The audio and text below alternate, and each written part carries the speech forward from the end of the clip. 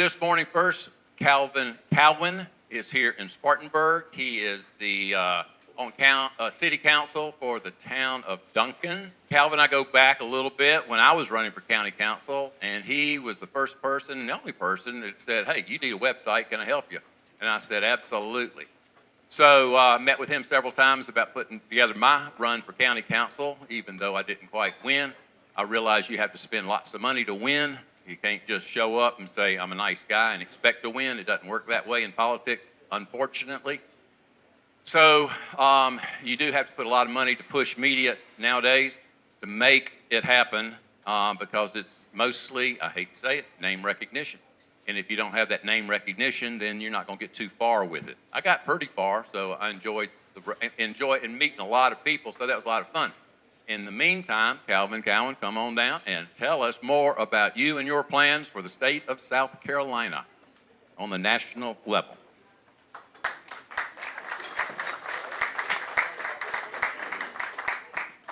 This is going to go really well or really bad. It's going to be no in between on this one. Calvin, point that thing at your mouth. There you go. Is it working? Yeah, as long as you talk. I can hear it, yeah. Keep it like that. I can hear it now. Yeah. Anyway, the first thing I want to do, where'd Becky go? Because I want to thank Frank and Becky for putting this on because it takes a lot of work to put this on. People don't really realize that. So definitely, and thank all of you guys for being here. But my name is Calvin Cowan, officially candidate for U.S. Senate. And all right, I like this crowd already. But I've been on town council. I've been an elected official for at least 10 years now. And unlike Nikki Haley, I have never lost an election. Now, I just kind of threw out the gauntlet to Lindsey Graham. I was hoping to put the fear of Calvin into him. Don't know if I really did that. But the success of a campaign is not always measured by if you win or lose. Sometimes that success is measured by if you achieve the objectives you have. Now, I've got several objectives for running. I didn't just run to beat, of course the objective is to beat Lindsey, but I have several other objectives, and I'm going to be talking about one of them tonight. I've got one, if I ever get my website done, that I believe is really going to help Mark Lynch and myself beat Lindsey Graham, because Lindsey can't use that objective. But he can use the one that I'm going to give you guys tonight, and I'm hoping you're going to really like this because it's kind of a strategy thing. Now, have any of you ever heard of Sarah McBride? Anybody? Okay, we got a few hands. Sarah McBride is the first individual elected to Congress who has transgender imbalance. When you define transgender imbalance as a condition where you tell other people that you were born in the wrong body. And Congresswoman, some of you might not like this, Congresswoman McBride, I'm talking to the camera right now, because one thing I'm hoping to do is generate enough interest that she comes out and looks at the video and sees what we're doing. Because one thing we never do, we never try to talk to the other side. So Congresswoman McBride, you do have transgender imbalance when it's defined as a term where you tell other people you were born in the wrong body. Now, what happens, I think, with 100% of people who like to be called transgender persons is they make a request to us. They always request that we use their preferred pronouns instead of their birth pronouns. All the time. We always request that we use their preferred pronouns instead of their birth pronouns. You guys are all aware of that, right? Might not have heard the term birth pronouns. I was born male. That's my birth pronouns. The other thing they do, they came up with a term called misgendering. And they really, really, really don't like it when you misgender them. In fact, if you intentionally misgender them, if you look it up on the internet, in certain European countries and in Canada, if you intentionally misgender somebody who has transgender imbalance, they'll actually fine you or throw you into prison. And to me, that's just wrong. Here in the United States, I believe it's our choice to make. See, it's her choice to make their choice to make to ask me if we want to use their preferred pronouns instead of their birth pronouns. But it's our choice to make to decide if we want to accept or reject that choice. And with a lot of these individuals, I want to deny them that choice. I'm going to intentionally misgender them, which you guys might think is cruel, but let me explain why. I'm going to introduce kind of what I call a concept of personal responsibility. Have any of you ever heard of that, personal responsibility? Okay. Let me give you an example, because I want to introduce the concept of personal responsibility with transgender imbalance. Okay, I do need to hold it closer. Let me give you an example. If you have a man who develops transgender imbalance, and he's athletic, and he competes with women in a fully male body, and then after the competition, he goes back to the women's locker room, and he's walking around naked in his male body with his male body parts fully exposed, maybe standing at erection. Is that exercising proper personal responsibility with his transgender imbalance? Anybody here? Give me a show of hands. Does anybody believe that's not exercising proper personal responsibility with transgender imbalance? No. With my definition, that's definitely not exercising proper personal responsibility. If you go into a woman's restroom and you're still in a fully male body, again, that does not meet my definition of personal responsibility. Now, what I want to point out is there's a concept, they call it tough love. Anybody ever heard of tough love? Yeah, okay. I think more people need tough love. But the tough love, the definition I like is if you cross a certain boundary, well then we exercise tough love. In other words, if you cross a certain boundary and you've requested that I use your birth pronouns instead of your preferred pronouns instead of your birth pronouns, well, to me, if you're walking around, and I really want to talk to you people, I want to talk to somebody.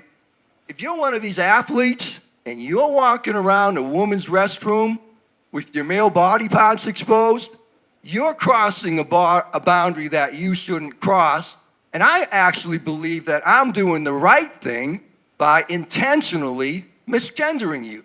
To me, that's the right thing to do because you've crossed a boundary that you shouldn't cross, and you should receive a little bit of tough love. A lot of people don't agree with that, but to me, we need to get our point of view on this issue out there, and that's one of the main reasons I'm running tonight, is I want to propose to you, and I want to see what you guys think about this. I'm going to propose the federal Our Choice to Make law, okay? It's our choice to make. Again, it's their choice to make when they make that request to use those preferred pronouns instead of their birth pronouns, right? That's their choice to make. But I believe it's our choice to make to either grant or deny that request.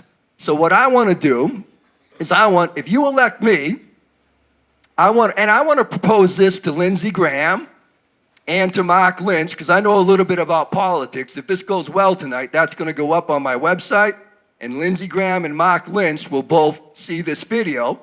And I want to propose that you guys support the Our Choice to Make law as well. And I'm hoping all Republicans will support this law, Our Choice to Make law. And what it will do, it will make the whole country, the whole United States of America, a sanctuary country for intentionally misgendering individuals when you feel like they ought to be misgendered. Because I really believe it's our choice to make to do that. And one of the reasons I want to do that, it's a strategy thing. If the Republican Party going into the midterms is running around and we have this law, the Our Choice to Make law, well, what are the Democrats going to do? Are they going to say, hey, well, we don't agree with that? Are they going to come up with another law that says, hey, it's not your choice to make, it's our choice to make, we want to be like Canada law? No, I believe in the United States of America, we have free speech. The reason I believe we can do this at the federal level is because it's a free speech issue. You can't tell me that I can't try to help you by intentionally misgendering you. To me, I ought to be able to intentionally misgender you anytime I want if I believe I'm helping you, or even if I'm being a total butthead. It's our choice to make. It's not their choice to make. So what I want to do, I want to go into the midterms, hopefully with the whole Republican Party jumping on this, what I call a strategy. Let's support the our choice to make law and just get out there and promote it, and then find out what the Democrats are going to do. Because one thing we've got to do, we've got to get a little excitement in this race. We've got to start waking people up a little bit. And if you do that, what are you going to do to the other side? They're not going to be real happy about us proposing a law where you can intentionally misgender somebody. Like I said, in Europe, they can actually arrest people. Do you want that to happen in the United States of America? I hope not. Does anybody want to be able to be thrown in jail in any of our communities in the United States of America for intentionally misgendering somebody, for saying what you believe, for doing what you think is right, by trying to help these people, by giving them a little bit of tough love? Hopefully nobody does. So what I really want to do, we'll see how this works out. You guys are supposed to start grilling me in a few minutes to see if I'm worthy to be a United States Senator. I just want to ask you real quick, what's your opinion of that? Do you think it's a good strategy to introduce a federal law, the Our Choice to Make law, that would make it legal, just put it in writing, that no community in our nation of communities, what do I mean by nation of communities? We live in the community of South Carolina. My two brothers, bless their hearts, for whatever reason, they still live in the community of Massachusetts. We've got people leaving the community of California all the time, possibly because they'll throw you in prison for intentionally misgendering somebody. So I don't believe, if I go to the community of California and I start speaking like this, I don't think they have a right to throw me in prison. Does anybody here think they have the right to throw me in prison in California if I intentionally misgender somebody? Hopefully not. So I know we got some people in this audience that likes to talk, but do you think that would be a good strategy? This is one of the things I wanted to introduce tonight. This is one of my objectives. Introduce that Our Choice to Make law, which would be kind of a strategy for the midterms. Also a strategy, I'd love to see what Lindsey Graham does. Is he going to pick up on this law? Is Mark Lynch going to pick up on this law? Or am I the only one brave enough to talk like this? Because if we do this, I think going into the midterms, again, what are the Democrats going to be doing? Are they going to be, Trump derangement syndrome. If we can reach President Trump with this, that high, and get him to support the Our Choice to Make law, where you can intentionally misgender people, what do you think the left is going to do? They're going to totally freak out.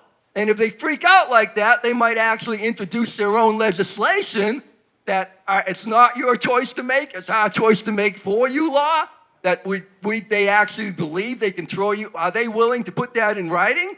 Because if they put that in writing, you've got all these what I call normal Democrats, and we go out and we say we want to have the Our Choice to Make law, and they say, no, we're against that. We're against the Our Choice to Make law. See why this is a kind of a strategy? But what are they going to do? If we throw it out there, what are they going to do? Are they going to come up with their own law and say, no, you can't do that. You can't misgender people in the United States. We want to be like Canada. We want to be like Europe.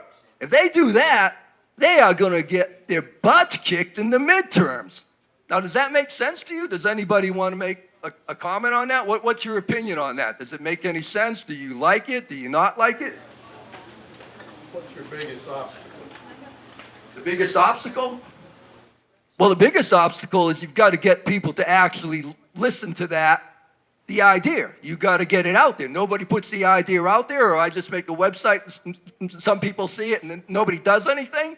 My biggest obstacle, because that was your question, is you guys being apathetic. My biggest obstacle is nobody joins me in standing up and just getting this out there. That's the biggest obstacle. People are afraid. You're not hurting a lot of these people. You're actually going to be helping them, in my opinion.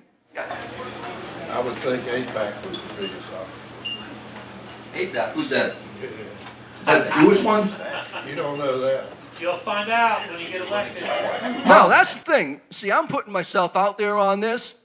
And again, right now, if I go to like Europe or Canada, they'll throw my butt in jail for making this proposal. So if nobody gets behind me on this, then we're not going to be able to go anywhere with it. But to me, it's a great strategy. And to me, again, it's protecting you guys. It's protecting the entire United States of America. I don't want to see anybody in this country thrown in jail for exercising their free speech rights. I mean, so that's the reason I'm proposing this tonight. I knew it's a total surprise. Remember at the beginning I told you this is going to go over really well or it's not going to go over very good at all? Well, to me, we'll put it out there and see what happens. But let me ask you a question. The reason Sarah McBride, Congresswoman Sarah McBride, because it's my choice to make. What do you guys think about me? Because I think she's exercising personal responsibility with her transgender imbalance. So that's why I made that choice to honor her request, to not, to use her preferred pronouns. Do any of you in this room, would you do the same thing? She was born male. We don't know if she's still in a full male body. I watched a lot of videos of her, and the reason I think she's exercising proper personal responsibility with your transgender imbalance, Congresswoman, because I'm not afraid to say this to your face. In fact, what I want to be able to do is actually sit down and talk to you. Talk to other people. Talk to those athletes who have transgender imbalance. I know you don't like that. I know you don't like being intentionally misgendered, but again, if you're that athlete who's walking around a woman's restroom with your male junk hanging out, no, that is wrong. That is just, in my opinion, that is so wrong. But what's even wronger, which is not a word, is if I go to the community of California and they want to throw my butt in jail. So, anybody out there, is anybody out there, if an athlete came up here who has transgender imbalance and you know he was walking around in a woman's restroom, not exercising that proper personal responsibility, would any of you misgender him or would you honor his request? Because I'll misgender him and I'll tell him why. Because you're not exercising proper personal responsibility with your transgender imbalance. That makes sense? Go ahead. I want to hear from you guys. I want to throw it back at you. I want to hear what you got to say. Again, I've said this before. There's a supreme law in this country called the United States Constitution, and we're guaranteed certain rights.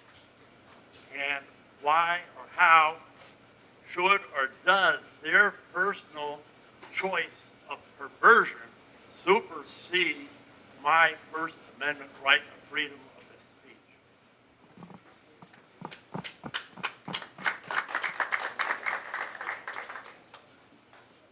No. Congresswoman McBride, I don't know if you heard that, but no. You can't do that. Now in Canada, they do that. See, we got a constitution and people have been trampling it and trampling it and trampling it and taking away our rights. Oh, God, I'm up to 18 minutes. All right, let me close real quick on this because Becky wants you to start grilling me. But that's one of my strategies. Go home, think about it. But a strategy for the midterms, when I get my website up, you'll see it out there, will be for the Republican Party to get behind me, hopefully get behind Mark Lynch, hopefully get behind Lindsey Graham, hopefully get behind the entire Republican Party and support this law so we go on the offense instead of being on the defense all the time.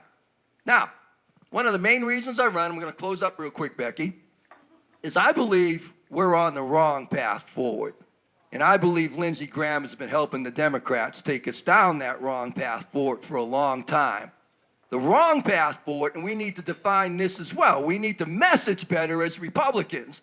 The wrong path forward is to become more and more of a nation under government with each passing year. To me, the right path forward would be the new path forward to become that nation of communities again. Because the founding fathers gave us a nation of communities. They didn't give us a nation under government. Now, we got a question back there, Becky. You want to start the question and answer session? Does anybody, so I'm done on that. I want to get on a new path forward. That's one of the reasons I'm running. And I've got a few strategies for the Republican Party. And our choice to make law, to me, is the law that we ought to get behind and really, really, really mess them up in the midterms. Put it out there and let's see what they're going to do. So thank you very much for letting me speak today, and we'll just see what happens.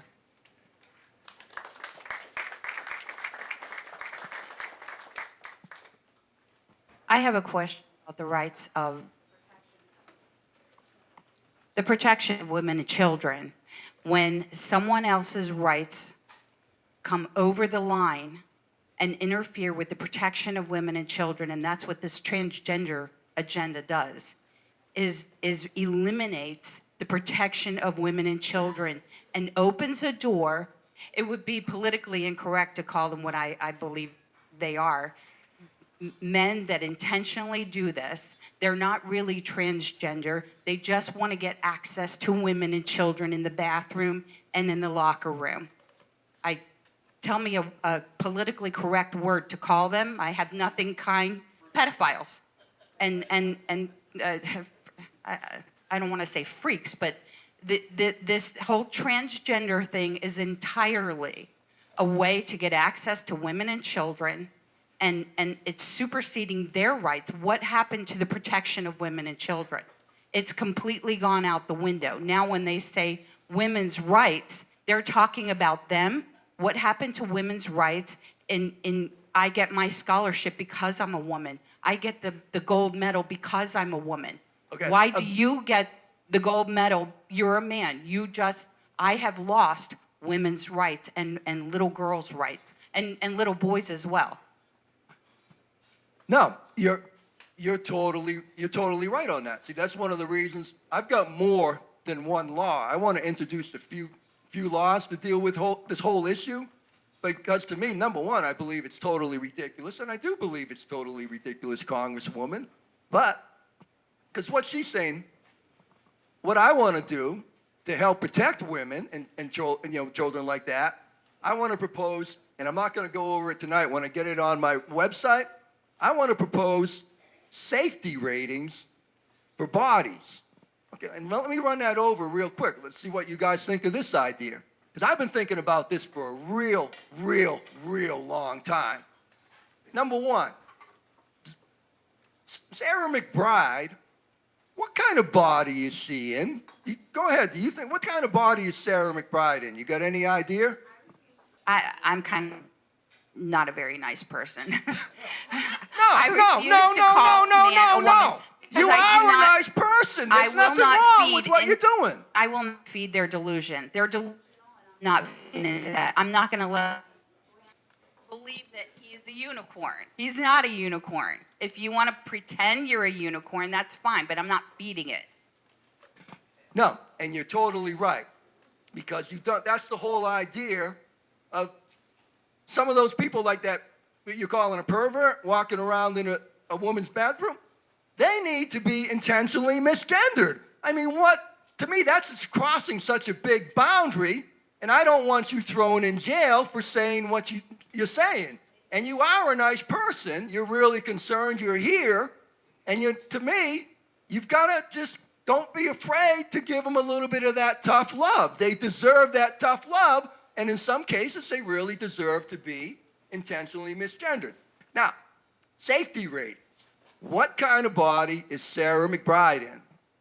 Now, I'm assuming, Congresswoman McBride, we know you're not in a female body, because I do want to talk to you. If I get elected, one of the first things I'm going to do is come down and sit down and talk to you about this. But you're not in a female body. I'm hoping, and this is a little embarrassing, but the reason, if I find out that you're still in a fully male body, Congresswoman, no. From now on, from them on, you're going to be Congressman, and I'm going to be intentionally misgendering you because you didn't exercise personal responsibility. The body Sarah McBride, I think, is in. I think she's actually taken the drugs because I've watched a lot of videos of her, and I believe she's either been chemically or physically castrated, right? I'm talking about safety ratings right now. If somebody with transgender imbalance goes to that length where they actually have a body change procedure and then they start taking the drugs, which decreases their desires and their strength, it actually makes them a little bit safer. I'm not going to go through this whole thing, but to me, she's attempting to and see, you're disagreeing with me, and you have every right to disagree with. That's the whole thing. Let's get behind the Our Choice to Make law where we won't get thrown into prison for making that law. Get more questions? Let me ask you a real quick question.